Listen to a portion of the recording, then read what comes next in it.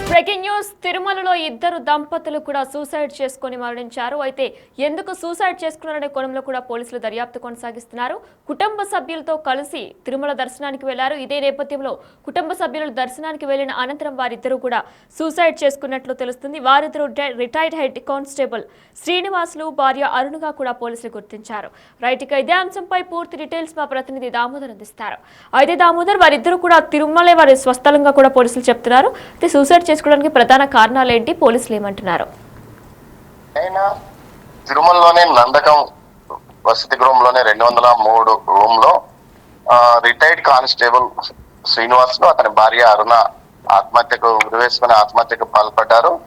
తర్వాత అది అక్కడున్న సెక్యూరిటీ సిబ్బంది గమనించి పోలీసులకు ఫిర్యాదు చేశారు. దీంతో తిరుమల 2 టౌన్ పోలీసులు మృతదేహాలను తిరుపతి రుయా ఆసుపత్రికి పంపి పోస్ట్ మార్టం కోసం పంపారు. కేసు దర్యాప్తు చేస్తున్నారు.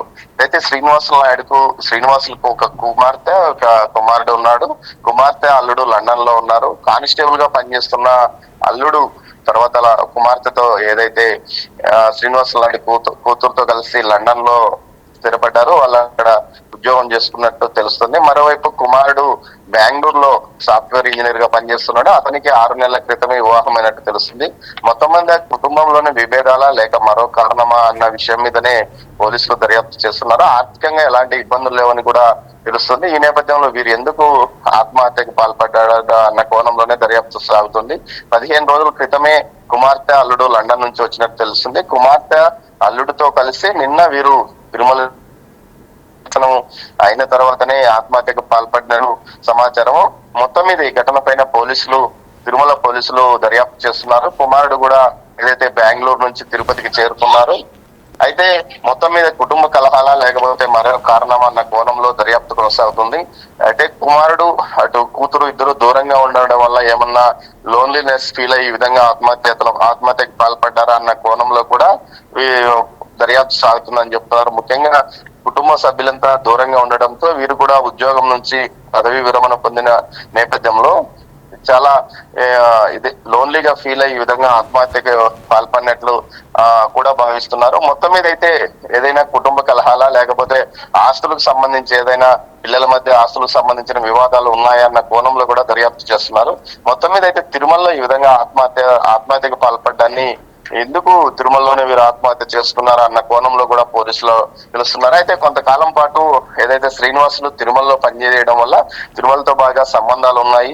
ఈ నేపథ్యంలోనే అక్కడ అతను చనిపోవాలని నిర్ణయించుకున్నాడు. అయితే అతను ఒకటే కాకుండా భార్య ఇద్దరు కలిసి ఎందుకు ఆత్మహత్యకు పాల్పడ్డారు, ఇద్దరు కలిసి ఒకేసారి చనిపోవాలని నిర్ణయించుకోవడానికి గల కారణం ఏమిటి అన్న కోణంలో కూడా దర్యాప్తు చేస్తున్నామని పోలీసులు అంటున్నారు. అయితే మొత్తం మీద ప్రస్తుతానికి వారి మృతదేహాలను తిరుపతి రుయా ఆసుపత్రికి పోస్ట్ మార్టం కోసం తరలించారు. దాంతో పాటు పిల్లలందరితో పాటు వారి బంధువులను కూడా పోలీసులు విచారిస్తున్నారు. ఎందుకోసం వీరు ఆత్మహత్యకు పాల్పడ్డారు, ఏదైనా ఉత్తరం రాశారా అన్న కోణంలో కూడా దర్యాప్తు సాగుతుంది. వినయన, అయితే దామోదర్, కుటుంబ సభ్యులతో కలిపి దర్శనానికి వెళ్దాం అనుకుంటున్నట్టు కూడా తెలుస్తుంది. మరి అయితే కుటుంబ సభ్యులు దీనిపై ఏమైనా మాట్లాడారా? అంటే వీరందరూ కలిపి అతిథి గృహం కూడా తీసుకున్నట్లు కూడా తెలుస్తుంది. వారు దీని గురించి ఏమైనా మాట్లాడారా?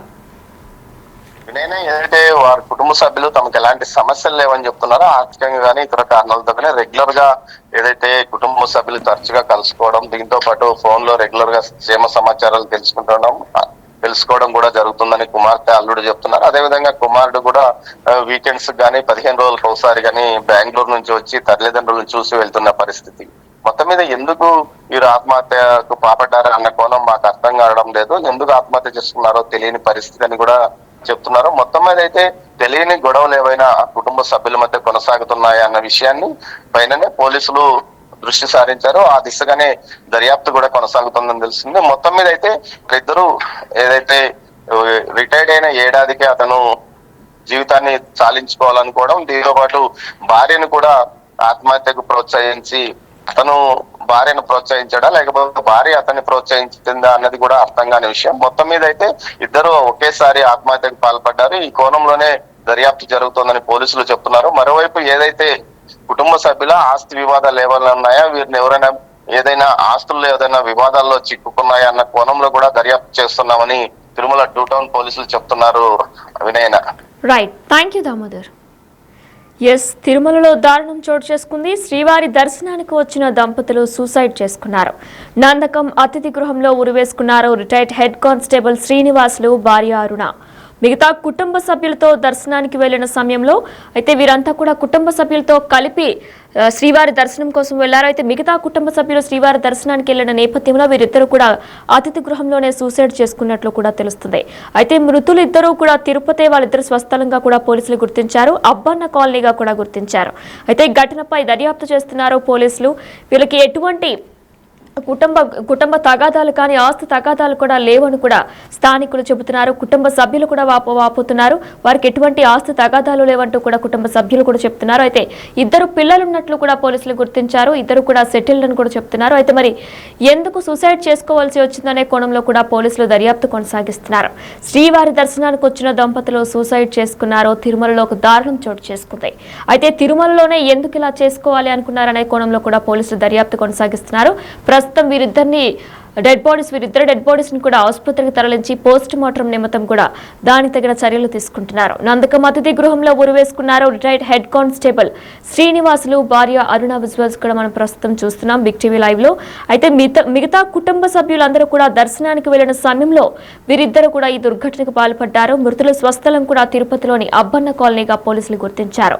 ఎటువంటి ఆస్తి తగాదాలు, ఎటువంటి విభేదాలు కూడా ఉండేవి కాదు. మరి ఎందుకు సూసైడ్ చేసుకోవాలనుకున్నారనే కోణంలో కూడా పోలీసులు దర్యాప్తు కొనసాగిస్తున్నారు. కుటుంబ సభ్యులందరితో కూడా వారు విచారించి వారి గురించి పూర్తి వివరాలు అడిగి తెలుసుకుంటున్నారు.